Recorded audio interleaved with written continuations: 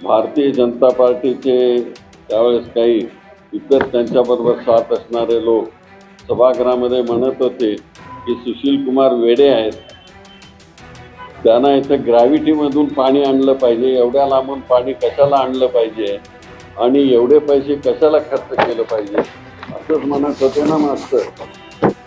हा सगळा इतिहास एवढ्याच करता मी सांगितला, कारण ज्या वेळेस खरी जरुरी असते त्यावेळेस आमचे सहकारी वाटेल तशी आरोप करतात आणि विशेषतः भारतीय जनता पार्टी आणि त्यावेळेसचा जनसंघ हे सगळे आरोप करत होते.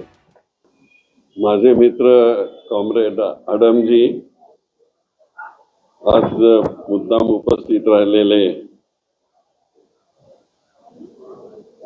आमचे खासदार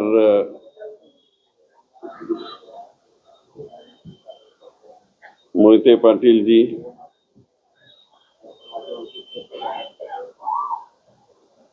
श्रीयुत महेश गादेकरजी, विजय दासरीजी, अस्मिताताई गायकवाडजी, चेतन नरोटेजी,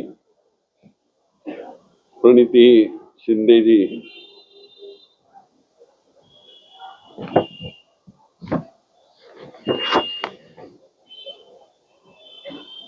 श्रीयुत अशोक निंबर्गीजी, श्रीयुत येलगुलवारजी, डॉक्टर मेजर आमचे सूपसाहेब प्रशांत इंगळेजी, व्यासपीठावर बसलेले सर्व प्रमुख नेतेगण, कुणाचं नाव घ्यायचं राहिलं असेल तर मला माफ करा, पण सर्व नेतेगण, उपस्थित बंधू आणि भगिनीनो आणि सर्व उमेदवारांनो, एक अतिशय चांगलं भाषण कॉम्रेड आडमनी केलं आणि ते बोलत असताना मला आठवत होतं की महाराष्ट्राच्या आपल्या सोलापूर महानगरपालिकेमध्ये ज्या वेळेस एक अतिशय महत्त्वाची पाण्याची योजना आम्ही इथं आणली त्यावेळेस भारतीय जनता पार्टीचे त्यावेळेस काही इतर त्यांच्याबरोबर साथ असणारे लोक सभागृहामध्ये म्हणत होते की सुशील कुमार वेडे आहेत, त्यांना इथं ग्रॅव्हिटीमधून पाणी आणलं पाहिजे, एवढ्या लांबून पाणी कशाला आणलं पाहिजे आणि एवढे पैसे कशाला खर्च केलं पाहिजे असंच म्हणत होते ना मास्तर. तुमच्या महानगरपालिकेमध्ये त्यावेळेस ग्रॅव्हिटीने पाणी आणलं पाहिजे होतं म्हणाल, आणि ते ग्रॅव्हिटीने पाणी आणलं असतं तर आज काय स्थिती झाली असती या शहराची आणि सोलापूरची. पण त्यावेळेस मास्तरांनी सपोर्ट दिलेला होता की आणतायत करू द्या म्हणून, आणि ती योजना आमची फार थोडक्यात 110 कोटीमध्ये झालेली होती योजना. आज त्या योजनेला प्रचंड पैसा लागतोय आणि त्याच्यानंतर NTPC आम्ही इथं आणली आणि NTPC कडून दुसरी पाईपलाईन आम्ही इथं घालून घेतली आणि तिचं पाणी देखील या शहराला दिलं पाहिजे अशा प्रकारचं त्यांच्यावर बंधन घातलं.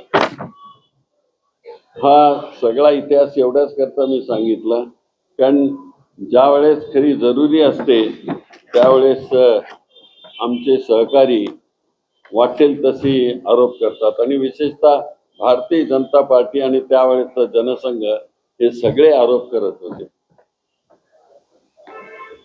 पण ह्या सगळ्या सहकार्याने आमच्या कम्युनिस्ट पार्टीनी, समाजवादी पार्टीनी त्यावेळेसच्या एक अतिशय महत्वाची आम्हाला साथ दिली आणि ती पाण्याची योजना आम्ही पूर्ण केली आणि आज इथपर्यंत आम्ही आलो.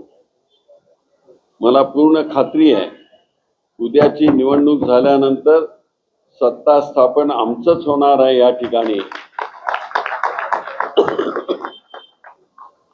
आणि कॉम्रेड आडम साहेबांनी सांगितल्याप्रमाणे 1 वर्षाच्या आत सोलापूरला पूर्ण वेळ पाणी देण्याची आम्ही खात्री देतो अशा प्रकारची भूमिका घेऊन, आणि त्यांनी जी भूमिका मांडली त्याच्याशी मी पूर्ण सहमत आहे.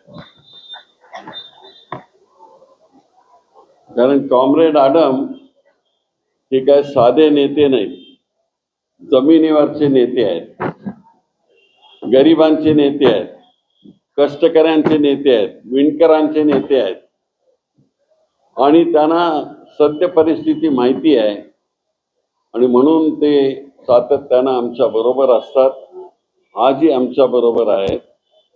त्या आत्ताच्या ह्या निवडणुकीमध्ये त्यांनी अतिशय अग्रेसरपणानं या आमच्या महायुतीला साथ दिलेली आहे आणि ती साथ देत असताना ते काय साथ द्यायची म्हणून दिली नाही, तर प्रिन्सिपल त्यांचं आहे की आपण जात धर्म वंश याचा विचार करणारे जे लोक नाही आहेत त्यांना आपण साथ दिली पाहिजे, म्हणून यांनी आमच्या बरोबर ही साथ दिलेली आहे.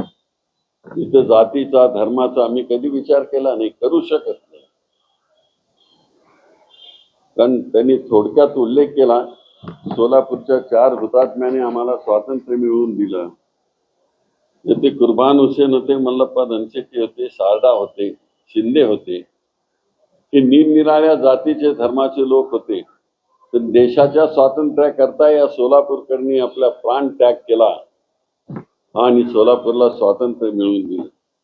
त्यांचे आम्ही सुपुत्र आहोत, त्यांचे आम्ही नागरिक आहोत. आम्ही नेहमी त्यांची आठवण ठेवून या शहरामध्ये काम केलं आणि सर्व धर्म समभाव टिकून राहण्याचा प्रयत्न केला. आम्ही या सगळ्या हुतात्म्यांना